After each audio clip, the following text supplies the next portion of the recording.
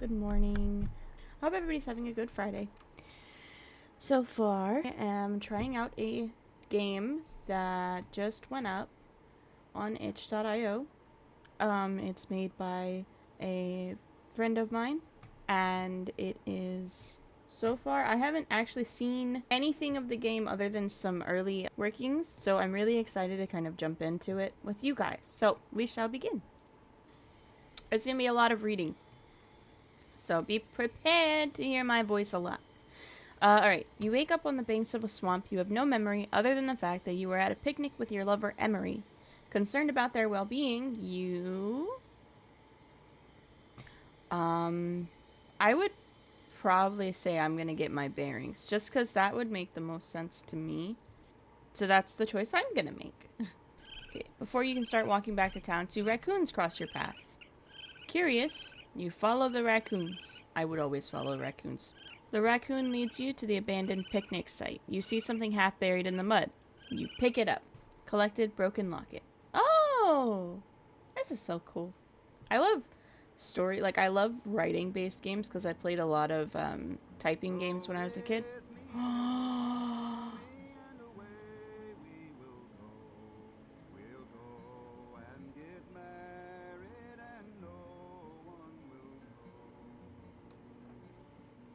Climbed up behind him and away they did go, but off to the river where deep waters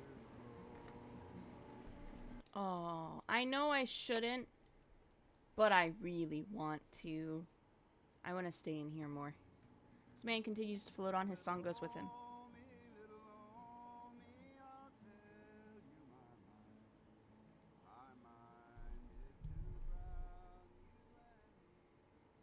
What? What? Huh? Huh? Why do you what? What? That took a turn. That song was still really nice. But why does he want to drown me? Well, I guess not me, but Omi. You continue down the path and see a piece of ripped paper caught in a bush. You grab the paper. What does it say? Dear diary, my heart has gone and fallen in love again. I can't exactly say when this feeling has started, but as of recent, I have felt nothing but this magnetizing pull to this angel incarnate. Their name is Emery Hawthorne, and they've got eyes like the deep, dark waters of the marsh on a moonlit night. We met by the field near the church where the magnolias and wildflowers grow. I was collecting a bunch to display on Ma and Dad's graves when they approached me. They told me the wildest stories from their secret travels with the church, or recent travels with the church. Though I don't quite remember what they were saying because I was so lost in their presence, I do remember their laughter floating on the breeze like a melody sent from God himself. Every time they look my way, my stomach starts flipping and entrancing and drawing me in like a moth to a flame. Talking to them has me stumbling over my words like a fool, but they just smile, causing everything in my body to melt, as if I were made of syrup. I find myself dreaming of them, lost in the memories of our time together, but I can't help it. Their beauty and charm have me in love's grip, and I would do anything to be with them, even if it means abandoning this life I started by myself. I'll follow it. Like a lost soul wading through the fog, I am theirs. So here I am, caught within desire's trap. Like a moth to a flame, letting the light and heat consume me whole. Continue down the path, you see another piece of paper wadded up. You pick it up and unwad it. Dear Diary, life with Emery has only gotten sweeter. We've been seeing each other for a few months now, though it feels as if only seconds have passed since our first meeting in the field. I have not felt this much love and joy in my life since before Ma and Dad passed last October. I think that I may have finally found the one. Being with them is like heaven on earth. However, during our time together, I have noticed that Emery has been spending a lot more time with the preacher. I'm trying my best not to be jealous of or cast such harsh judgment, but I have a feeling in my gut that the preacher is not who he claims to be. I get this dark feeling that this is no man of God, and whenever I bring it up to Emery, they excuse it every time. Always coming to the defense of that man, saying if he is of such evil, God would allow no man, spirit, or demon to hold such a high role in his kingdom. I agreed to ignore these feelings for the sake of my love for Emery, but I know I am not the only one who feels this way. For instance, Jessie Blackwood had mentioned to me the last time she stopped by that she too felt this preacher wasn't right. She said she was going to confront this imposter, and despite mine her mama's, and her lover Renee's protest, she did it. I guess she must have uncovered something because she's skipped town since.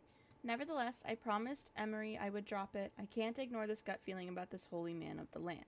Lord. Oh my goodness, I can't read today. You reach the edge of town and see a family gathering at the old Blackwood residence. Oh my god, it's a dog! I pet that dog. Oh, you guys can't see the dog. Hold on. Hold on, look. It's a dog. Dog. Right here. Right here. You hear the matriarch, Lynn Marie Blackwood, gossiping with some of the other women in the community, saying, before the women can continue, they're cut off by the howls of their hound dog at you. The women look around for what their dog is howling at. Unable to find the source of the dog's discomfort, the women go back to their gossiping. Annoyed by the barking, you continue on. We're just gonna breeze past that? Wait a minute. Hold on. Wait, so the ladies can't see me? But the dog can't. Am I a ghost? You make your way into town. As you pass by the town saloon, you hear all the men inside drunkenly singing together like a distorted choir. Am I gonna get more singing? Oh. Having no interest in the bar, you begin to continue down the road. Okay. However, as soon as you turn to leave, a man stumbles out, still singing along with the group. Oh my god.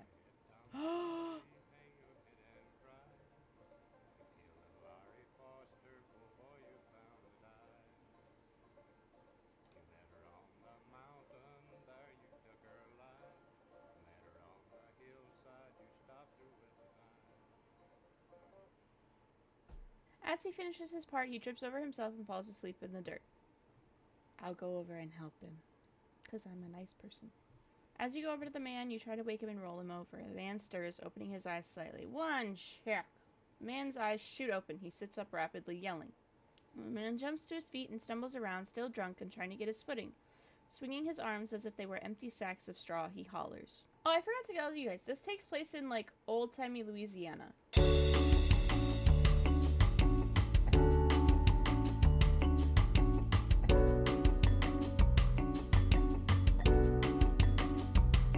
Who's there? In the name of the good Lord above, you ghostly rascal. Come out from wherever you are and face them out of my fury. Should I try to calm the man down? I think I'll try to calm the man down. Trying to calm the man down, but he still wails around in circles like an agitated gator trying to disorient his prey. It is really nice. I really love the design of this game. Alright, you decide that the man is far beyond help, so you leave the crazed man to his devices.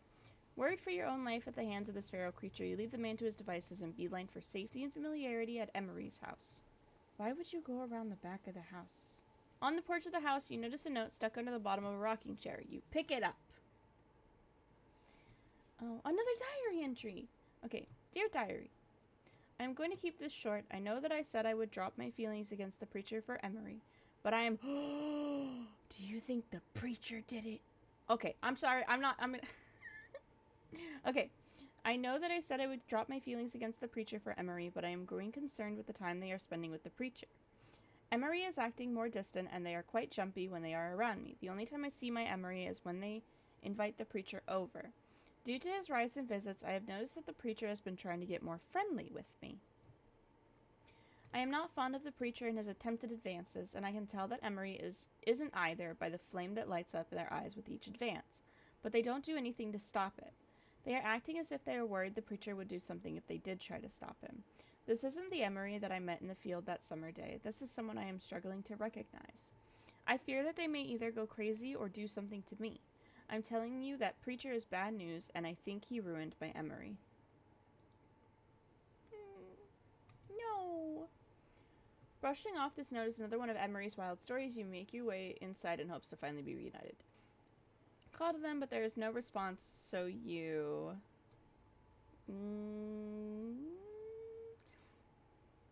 It's like midday, so I'll check the study first. You make your way to study, but Emery is not there. Still yearning to see them again, you go upstairs and check their room. You make your way upstairs into Emery's room, but you still cannot find them. Frustrated, you look for clues as to where they could have gone. During your search, you see a piece of paper fell out of their pillow. You get closer. Ooh! Look at the textures. God, this game is so pretty. Curious, you grab the note. Oh, it's like a poem. Oh, okay. On a cold, dark night, someone was killed underneath the pale moonlight. There were few near the scene, but they all agreed the slayer who ran looked a lot like me. The preacher asked, "What's your alibi? If you were somewhere else, then you won't have to die." I spoke not a word, 'cause the murder was that of a wife. She walks these hills in a long black veil. She visits my grave when the night winds wail. Nobody knows, nobody sees, nobody knows but me. That was beautiful. I love that. After a fruitless attempt to find Emery, you come to the conclusion that they must be next door at the preacher's house. We're gonna go to the preacher's house. I bet there's some spooky shit happening. And it goes into the very depths of love, and it tells us how much God loves us. At the preacher's house, you hear the radio in his kitchen window playing one of his past sermons. And in this passage, the bride is speaking, and she says, "Love is strong as death, and jealousy is as cruel as hell." I feel like we'll learn something if we keep listening. You continue to listen from the front porch, then you hear the door open. Whoop, whoop. Here I come. Oh, here I come. How can he see us? Nobody else has been able to see us. With a smile, he gleams. "Ellis, what a surprise to see you. What brings you around?" "I'm looking for Emery. Are they here?" "Well, they just left, and I was about to meet them at the chapel. I'd be more than happy to walk you over." "That would be great, thank you." On the way, you overhear a woman on her porch singing to her child.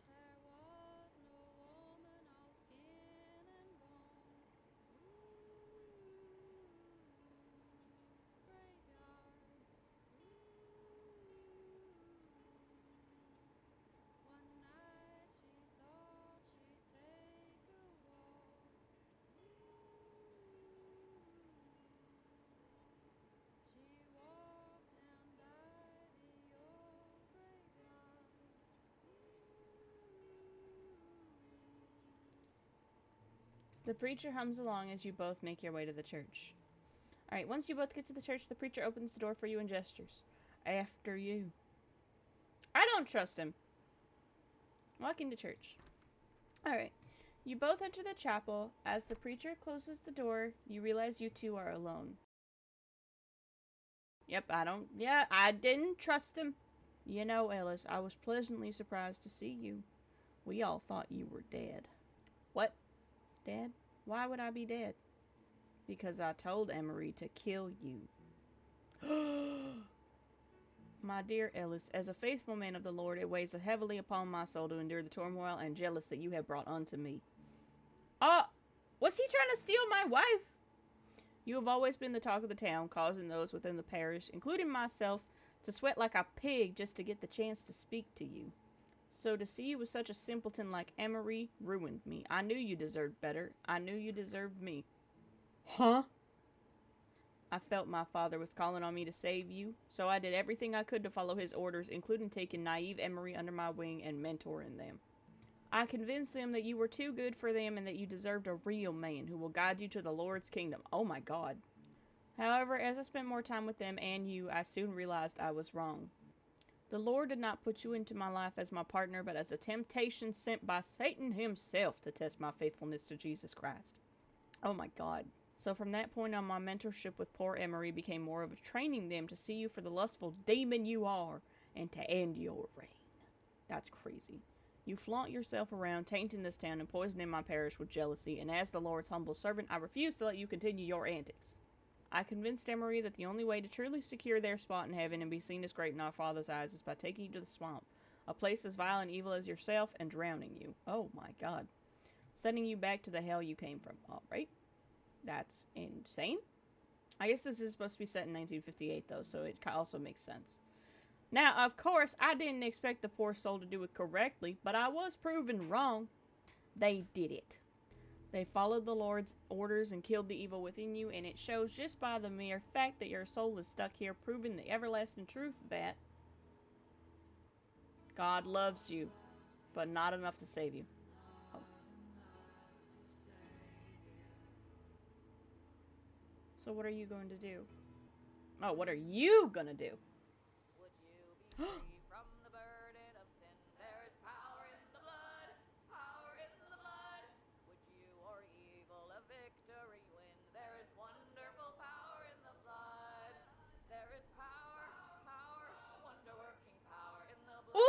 I can choose?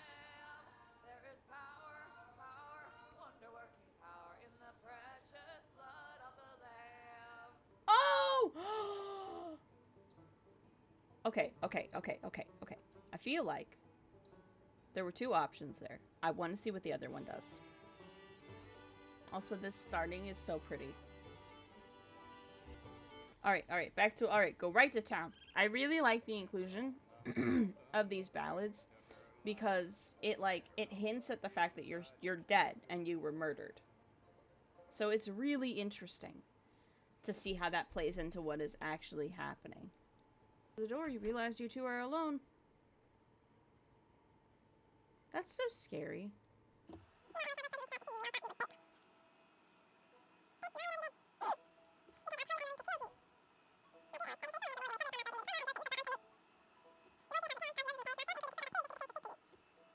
I also think it's wild that, like, the whole thing is that it wasn't even Emery. Because, like, the way that the notes felt, like, the way that Ellis was seeing the situation, was that Emery and the preacher were having a relationship.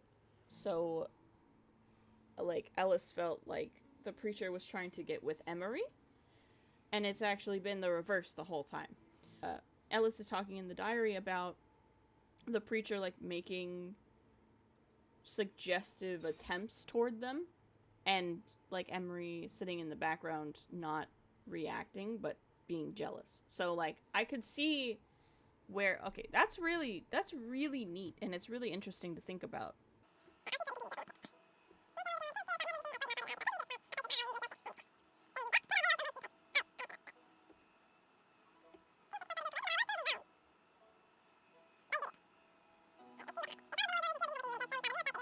Proving the everlasting truth that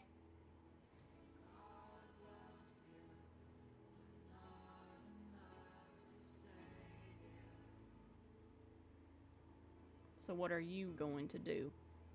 Would you be free from the burden of sin? There is power in the blood, power in the blood.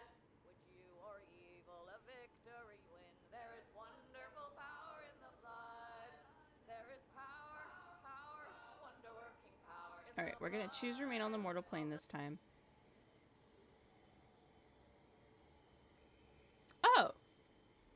Oh, it just restarts the game. That's a really cool concept, actually, for it to just restart, because, I mean, I guess remaining on the mortal realm as a spirit. Yeah, no, that would make sense. This is really cool. This was a really good game.